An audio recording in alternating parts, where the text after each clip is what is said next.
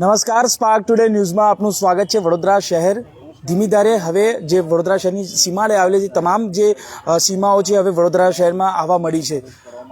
વડોદરાની જો વાત કરીએ તો ભાયલીમાં પણ ધીમે ધીમે હવે વિકસિત તરીકે વસી રહ્યું છે। વડોદરામાં પણ તે વડોદરા મહાનગરપાલિકાની હદમાં તે આવી રહ્યું છે। ત્યારે ડભોઈના ધારાસભ્ય જે ભાયલી વિસ્તાર છે એ ડભોઈ વિધાનસભામાં આવે છે ને ભાયલીના એટલે કે ડભોઈના ધારાસભ્યએ એક ગાંધીનગર મુખ્યમંત્રીશ્રીને એક પત્ર લખ્યો છે। અશાંત ધારો લાગુ થાય તે માટે એક પત્ર લખ્યો। તેમની સાથે સીધા વાત કરીશું। નેતા, શું કહેશો, કેમ પત્ર લખવો પડ્યો? ભાયલી વિસ્તાર ખૂબ જ ઝડપે વિકાસ પામી રહ્યો છે। વડોદરા શહેરના કોર્પોરેશન વિસ્તારમાં ભાયલીનો, બિલનો, કલાલીનો સમાવેશ થયો છે ને એ તમામ ડભોઈ વિધાનસભામાં લાગે છે। ત્યાં કરોડો રૂપિયાના ફ્લેટો વેચાય છે, કરોડ રૂપિયાના બંગલાઓ બને છે। ત્યાં પ્રધાનમંત્રી આવાસ યોજના પણ આવી છે, કોર્પોરેટર હાઉસ પણ ત્યાં આવેલા છે અને 5 સ્ટાર હોટલ પણ ત્યાં આવેલી છે। અને ત્યારે ત્યાં આગળ લોકોના મગજમાં એક દીધા કેટલાય વખતથી છે કે ભાઈ આ વિસ્તારમાં જે તાંદલજાને અડીને વિસ્તારો છે ત્યાં મોટા પ્રમાણમાં લઘુમતીઓ અવર જવર કરી રહ્યા છે ને એ લોકો જમીનો મિલકતો ખરીદી રહ્યા છે। એટલે ભવિષ્યમાં ભાયલીના લોકોને તકલીફ પડે એવું લોકો વિચારી રહ્યા હોય, એમનામાં એક દહેશતનો માહોલ હોય, ત્યારે લોકોને મિલકતના તકલીફો ના થાય, લોકોને કાયદો વ્યવસ્થામાં તકલીફ ના પડે, એના માટે આજે મુખ્યમંત્રીશ્રીનું ધ્યાન દોર્યું છે અને લેખિતમાં રજૂઆત કરી છે કે ભાયલી વિસ્તારને અશાંત ધારામાં સમાવેશ કરો। નેતા, અગાઉ પણ આપણે અનેક વખત પત્ર લખ્યા છે અને સરકારે આપની બાબતોને ધ્યાને લીધી છે। આ બાબત કેવી રીતે? આનો અશાંત ધારામાં લેવાનો એક પ્રોસિજર હોય છે। પ્રોસિજર ધીરે ધીરે આજથી શરૂઆત કરી છે, એટલે ધીરે ધીરે સરકાર એને ધ્યાન પર લેશે। મેં એક વોટ્સઅપ મારફત કલેક્ટરને પણ કોપી મોકલી આપી છે, પોલીસવાળા એટલે કે આઈજીને પણ મોકલી આપી છે અને મુખ્યમંત્રીને લખ્યું છે।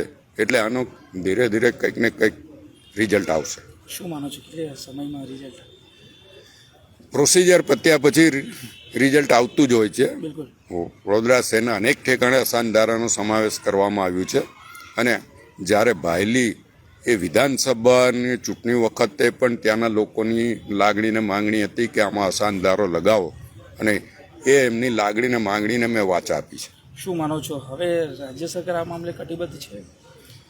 સરકાર દરેક બાબતમાં ગંભીર હોય છે। કોઈ પણ ધારાસભ્ય કોઈ પણ રજૂઆત કરે તો એના માટે ગંભીરતાથી સરકાર વિચારતી હોય છે અને ધારાસભ્ય તરીકે ધારાસભ્યના લેટર પેડ પર જ્યારે રજૂઆત હોય તો સ્વાભાવિક છે કે સરકાર આને ગંભીરતાથી લે।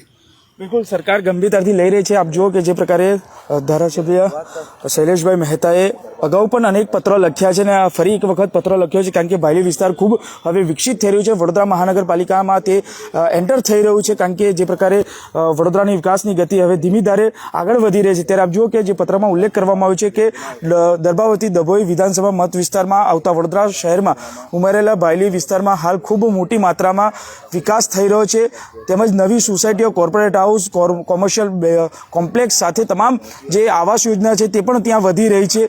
તેને લઈને જ આ લાભ દરેક સમાજને મળી રહ્યો છે। આ આવાસ યોજના તથા અન્ય જગ્યાઓ પર લઘુમતી સમાજની પણ વસ્તી છે તે વધી રહી છે, જેને કારણે આ સ્થળાંતર કરવામાં સંકોચ લોકો અનુભવી રહ્યા છે, જેને કારણે જ ધારાસભ્ય શૈલેષભાઈ મહેતાએ આ મિલકત અને આ જે બાબતો છે કાયદો અને વ્યવસ્થા જળવાઈ રહે અને મિલકતોને લગતા પ્રશ્નો ઊભા ન થાય ભવિષ્યમાં, તેને લઈને તેની તમામ ભાયલીના લોકોની ચિંતા કરી છે। તેને લઈને જ આજે રાજ્યના મુખ્યમંત્રી જે ભૂપેન્દ્રભાઈ પટેલ છે તેઓને એક પત્ર લખી અને લેખિતમાં પણ તેઓએ રજૂઆત કરી છે કે આ મામલે ગંભીરતાથી નોંધ લે, કારણ કે જે પ્રકારે વસ્તી વધી રહી છે અને કદાચ આવનારા સમયમાં કોઈ પરિસ્થિતિ જોખમાય નહીં તે માટે જ ધારાસભ્ય શૈલેષભાઈ મહેતાએ આ પત્ર લખ્યો છે। કેમેરામેન નિહાની સાથે Surat Solanki, spark today news, Vadodara.